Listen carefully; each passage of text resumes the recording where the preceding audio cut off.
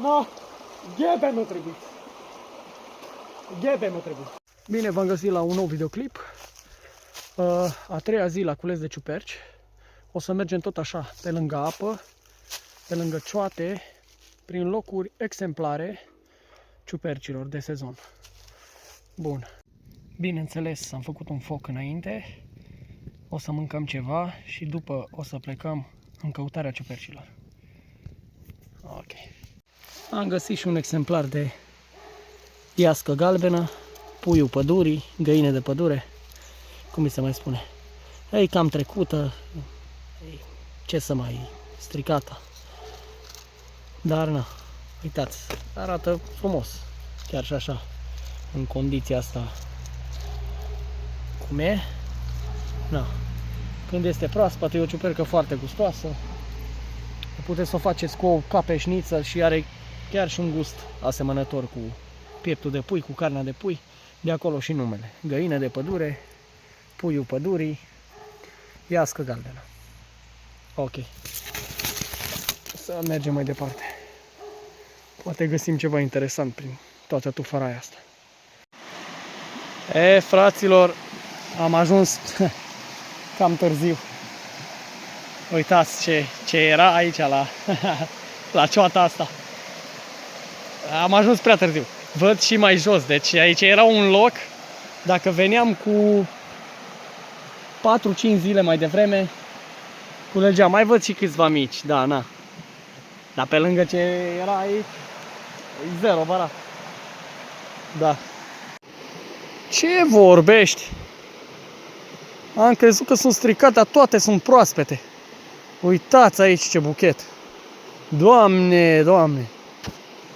E de-a dreptul brutal. Ce e aici? E incredibil. Am găsit pleurotus aici. Din nou lângă apă. Uitați. Așa să-l scot de aici. Deci pleurotus puteți să-l faceți chiar și crud. Există o rețetă. Ulei de măsline, lămâie și sare. Și tot amestecați după gust. Și iese ca un fel de marinat, să zic așa.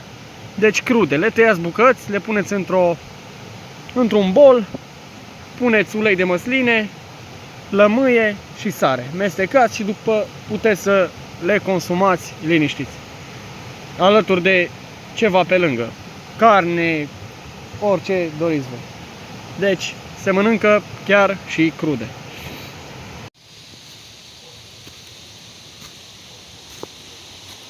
Ce potecă! Parcă mă plimb prin trecut.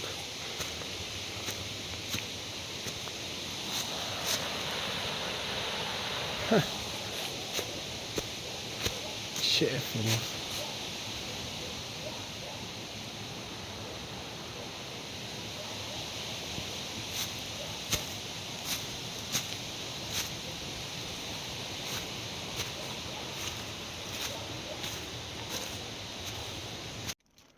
Deci am urcat dita mai pădurea pe abrupt și de-abia de acum începe. Dar nu mă las, vreau neapărat să ajung acolo sus. Se văd foarte multe cioate și nu mă las până nu ajung acolo. Sunt și spini. E dificil locul. Dar acolo poate fi surpriza. O să vedem.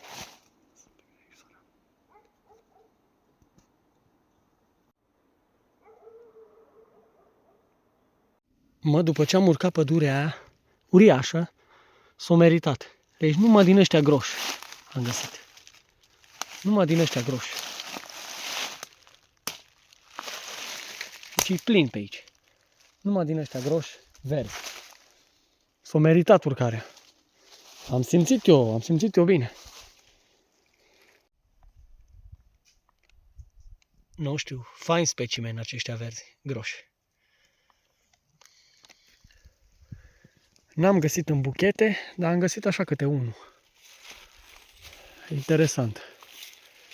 Sunt și frunzele acestea bine colorate și ei fiind culoarea asta așa cărămizie, se văd destul de greu. Trebuie să te uiți foarte atent. Și da, într-adevăr și terenul e puțin dificil. Cu tufe, spini, pietre. Dar mă descurc. N-am să merg în jos, nici în sus, o să merg tot pe margine, tot pe margine. Deocamdată așa am găsit. Am mers puțin în jos și am văzut că la un moment dat chiar nimic. Nu se mai vedea și am renunțat. În sus nici măcar nu am cum să mă duc, sunt prea mulți spini, așa că să mergem tot pe margine. No, frățiorii mei, am urcat, dar ia uitați ce am găsit aici. Deci e fenomenal. No, ăsta da buchet, bă, mai rar, ce cărnoșis. No, astea sunt niște ghebe, vai, inedite, perfecte. No, uitați-vă și voi ce buchet. Hai, ce minunăție. Aici la o cioată. Vai, deci nu-mi vine să iau, deci atât de fain și groși. Exact ce căutam, n-am crezut că să găsesc așa, dar... Deci uitați-vă și voi, în buchet. Doamne! Deci mă bucur mult de tot că am găsit ghebe atât de frumoase. Deci a treia zi la ghebe și uitați ce specimene perfecte. Extraordinar. Și aici avem ghebe pucioase, care sunt și trecute, dar o capodoperă. No, eu am venit de pe pădurea asta, no, și trebuie să trec pe partea cealaltă. N-am găsit niciun copac, n-am găsit nimic. Dar nu e problemă, că ne descurcăm.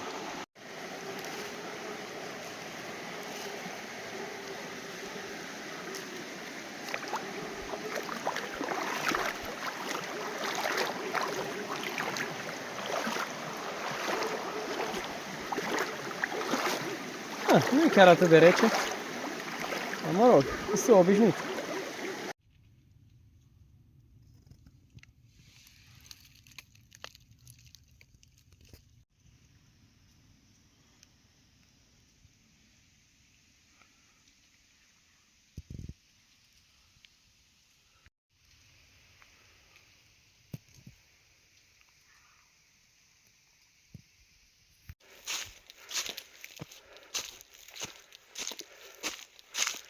Deci, fix pe cărarea asta, cam acum vreo 2 ani, am făcut o drumeție de dimineață, 6:30, 7 dimineața. Eram deja pe cărarea asta și am dat nas în nas cu ursul. Am avut mare noroc. O stat, s-a uitat un pic la mine, am strigat la el, bineînțeles, și a dat de 2 ori cu labele în pământ și s-a îndepărtat. De aceea vă recomand de fiecare dată când faceți drumeții prin locuri sălbatice să vă faceți auzit. Să vorbiți mai tare, să strigați, pentru că în felul acesta ursul vă aude și se îndepărtează. Dacă mergeți pe liniște, riscați să vă întâlniți cu el la o distanță foarte mică și atunci el cu siguranță o să vă atace. În schimb, dacă vă întâlniți cu el la o distanță mai mare, aveți timp să strigați, să faceți zgomot, el o să se sperie și o să se îndepărteze.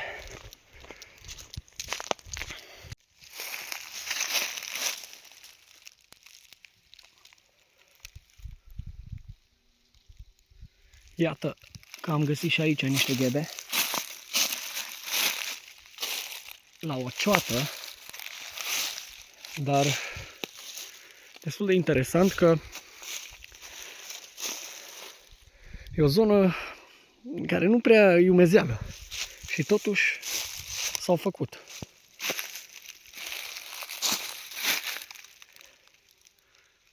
O surpriză plăcută, aș putea spune. Și pe aici, peste frunze. Nu, deci și într-o zonă fără umezeală, unde bate foarte mult soarele, am găsit chiar și aici. Fantastic! Ce se află pe acest copac.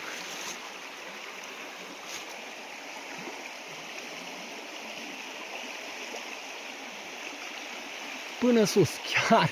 Deci nu am văzut niciodată așa ceva. Deci e în premieră. Eu niciodată nu am văzut așa ceva. Deci nu-mi vine să cred. Îmi scuzați reacția, dar cam atât de pasionat sunt de ciuperci. Deci au crescut pe copac până în vârf. Deci până sus de tot. Pe ea nu se poți să iei niciodată. Dar mai bine să rămână acolo. Deci până sus. Nici măcar nu poți să ajungi la ei. Foarte, foarte interesant. După cum am spus, niciodată nu am văzut așa.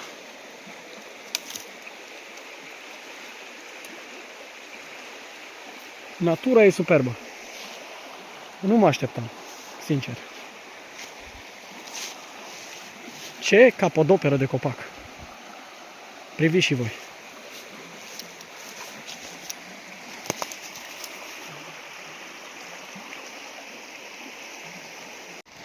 Da, și aveți grijă la această iederă, care arată în felul ăsta, așa ca un fel de puf, să zic.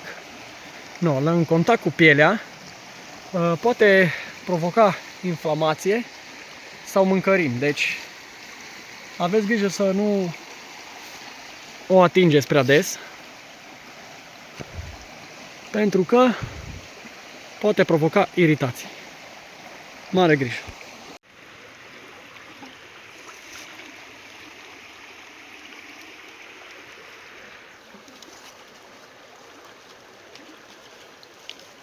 Încă un buchețel. Curați, frumoși, sănătoși.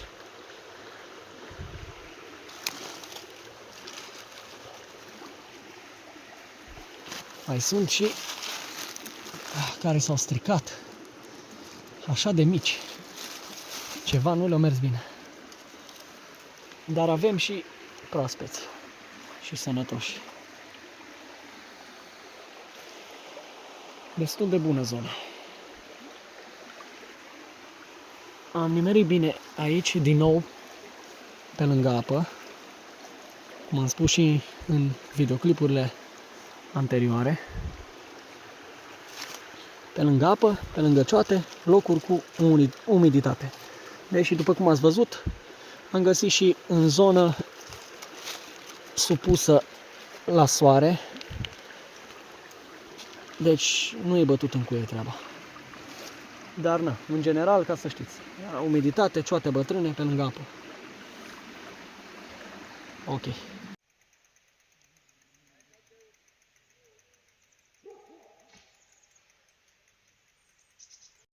Văd acolo după copaci niște ghebe, nu se văd de aici, dar am să încerc să ajung la ele, să le culeg.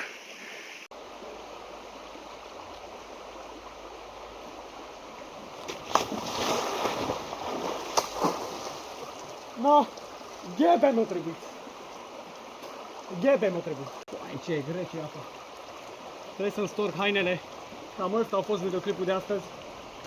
Ne vedem data viitoare. Ce frig e.